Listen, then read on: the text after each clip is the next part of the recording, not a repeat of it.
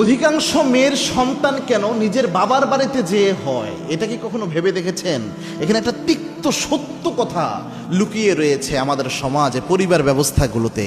দেখবেন আপনি যদি যারা সন্তান হচ্ছে যদি খোঁজ খবর নেন, দেখবেন 80% মোটামুটি তারা তাদের সন্তান প্রসবের আগ দিয়েই তার নিজের বাবার বাসায় চলে যায়, ওই জায়গায় তাদের সন্তানটা জন্মগ্রহণ করে। এর কারণটা কি? এর একটা মারাত্মক কারণ রয়েছে। তার কারণ হচ্ছে, একটা মেয়ে যখন গর্ভবতী থাকে তার শরীরের অবস্থা কিন্তু এরকম ভালো থাকে না, কাজের ওই মন মানসিকতা থাকে না, তার ওই রকম সাংসারিক এফোর্ট দেওয়ার মতো ওই মন মানসিকতা, শরীরের এনার্জি, এই জিনিসগুলা থাকে না।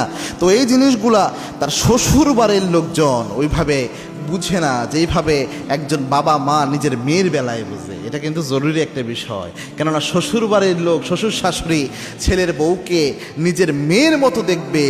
বলাটা যত সহজ, আসলে বাস্তবতা কিন্তু এতটা সহজ হয় না। খুবই মারাত্মক একটা বিষয়।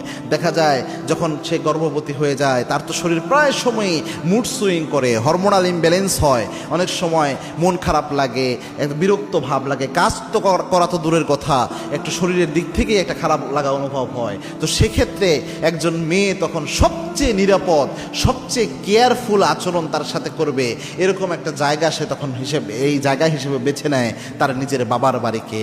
কেননা সে জানে পৃথিবীর কেউ আমার দুঃখ না বুঝলেও, পৃথিবীর কেউ আমার ব্যথাটা না বুঝলেও, আমার যে জন্মদাতা পিতা রয়েছে, আমার যে মা রয়েছে, তারা এটা বুঝতে পারবে যে আমার শরীরটা কেমন লাগতেছে।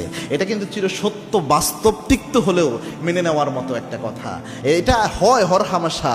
ইভেন বাচ্চা হওয়া তো দূরের কথা, স্বাভাবিকভাবে একটা মেয়ে যখন শ্বশুরবাড়ির পরিবেশে থাকে, এমনও পরিবার রয়েছে একটা অন্য ফ্যামিলি থেকে মেয়ে যখন বউ হয়ে ঘরে ঢুকে, তাকে এমন মানসিক নির্যাতন চালায়, এমনভাবে খুঁচিয়ে খুঁচিয়ে তাকে কষ্ট দেয়, অন্তরে আঘাত করে, একটা পর্যায়ে তার অন্তরে কষ্টের পাহাড় জমে যায়।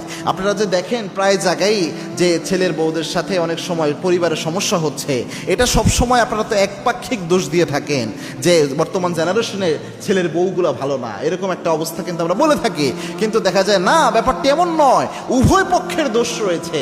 হয়তোবা এই মেয়েটা যখন আরেক ফ্যামিলি থেকে আসছে, তাকে নিজের মেয়ের মতো, নিজের সন্তানদের যেমন ভুল ত্রুটি ছাড় দেয়, নিজের সন্তানদের যেমন ভুল ত্রুটিকে স্যাক্রিফাইস করে, ওই মন মানসিকতায় মেয়ের ব্যাপারে করা হয় না। এই মেয়েকে দিয়ে যত কাজ রয়েছে সব কাজ করানো হয়, এরপর ওই মেয়েটা কোনোভাবে শ্বশুর শাশুড়িকে খুশি করতে পারে না, ফ্যামিলি খুশি করতে পারে না।